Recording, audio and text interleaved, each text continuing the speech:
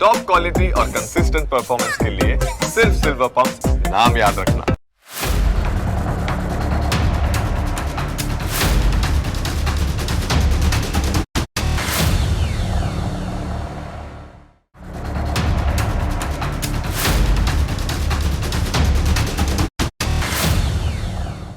આજે જાપાન એક અનોખી કટોકટીનો સામનો કરી રહ્યો છે.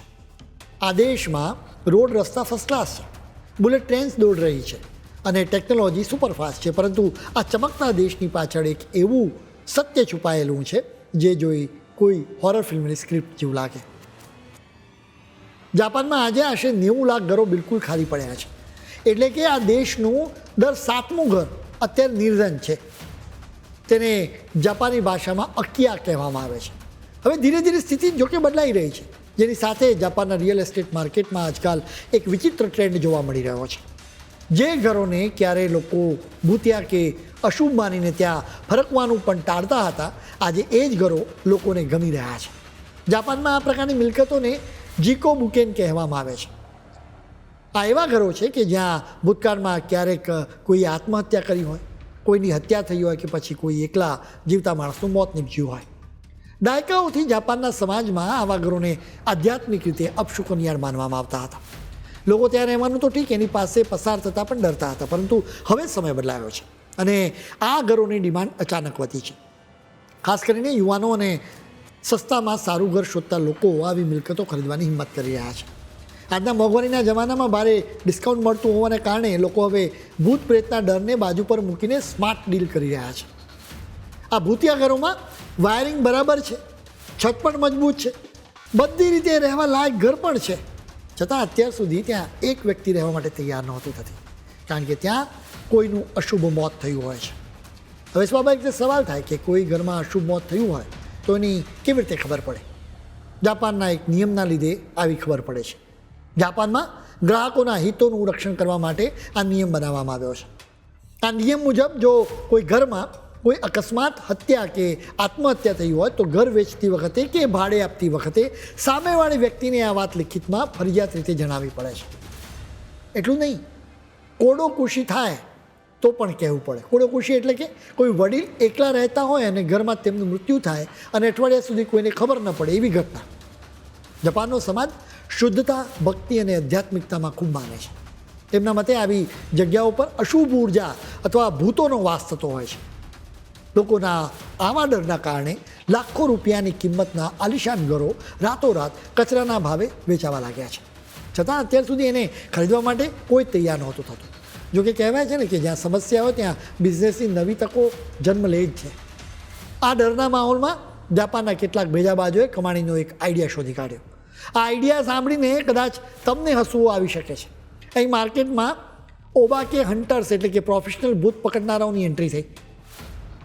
મોટી મોટી રિયલ એસ્ટેટ કંપનીઓ હવે એવા યુવાનોને નોકરી પર રાખે છે જેમનું કાળજું પથ્થરનું હોય અને જેમને ભૂત પ્રેતનો બિલકુલ ડર ન લાગતો હોય. હવે સ્વાભાવિક રીતે સવાલ થાય કે આ માણસનું કામ શું હોય? આ વ્યક્તિએ ભૂતિયા ઘરોમાં રાત્રે 10થી સવારે 6 વાગ્યા સુધી એકલા રહેવાનું. આ કોઈ અંધશ્રદ્ધાનો ખેલ નથી.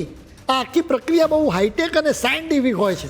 આ પ્રોફેશનલ લોકો પોતાની સાથે નાઇટ વિઝન કેમેરા, હવામાં તાપમાનમાં થતા જે ફેરફારો છે એ માપતા thermal sensors, electromagnetic field detectors અને હાઈ ક્વોલિટી ઓડિયો રેકોર્ડર્સ લઈને જાય છે. કહેવાનો સાર એટલો જ છે કે તેઓ આવા સાધનોથી ભૂતની હાજરીનો પુરાવો મેળવવા માંગે છે. તેઓ ઘરના ખૂણે ખૂણામાં આવા મશીનો લગાવી દે છે. જો આખી રાત દરમિયાન તાપમાનમાં અચાનક ઘટાડો ન થાય, કેમેરામાં કોઈ પડછાયો ન દેખાય કે ઓડિયોમાં કોઈ વિચિત્ર અવાજ ન આવે ને, તો સવારે આ લોકો એક ઓફિશિયલ રિપોર્ટ અને ગ્રીન સર્ટિફિકેટ આપે છે કે આ ઘરમાં કોઈ ભૂત નથી, આ જગ્યા રહેવા માટે 100% સુરક્ષિત છે. આ સર્ટિફિકેટ મળ્યા પછી ગ્રાહકોનો ડર દૂર થાય છે અને ઘર માર્કેટમાં પાછું ફરે છે. આ એક રાતનો જોખમી ખેલ ખેલવા માટે આ પ્રોફેશનલને 88,000 યેન એટલે કે આશરે 50,000થી પણ વધુ રૂપિયાની રકમ ચૂકવવામાં આવે છે. ઘણા બેરોજગાર યુવાનો માટે આ ફૂલ ટાઈમ કમાણીનો સ્ત્રોત બની ગયો છે.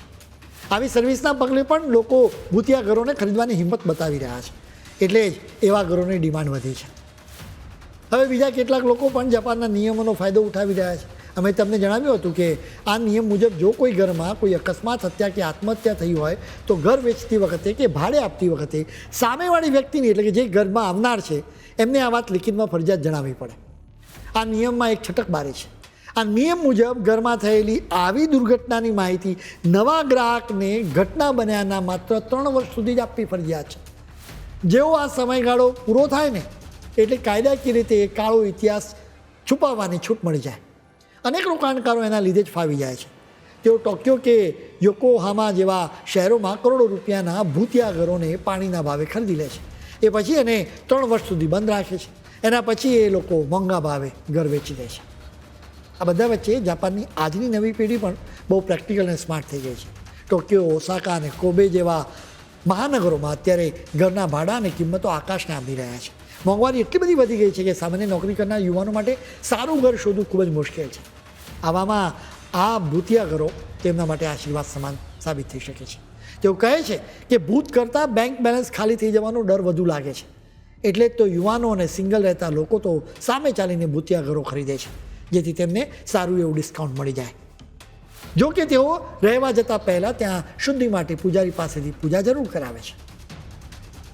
જે ઘરો ક્યારેક એકલતા, અકસ્માત કે કોઈના અંતિમ શ્વાસની કરુણ કહાની હતા, જેનાથી લોકો ડરીને ભાગતા હતા, એ આજે બદલાતા સમય સાથે જાપાનના રિયલ એસ્ટેટ માર્કેટનો નવો નક્કો ટ્રેન્ડ બની રહ્યા છે.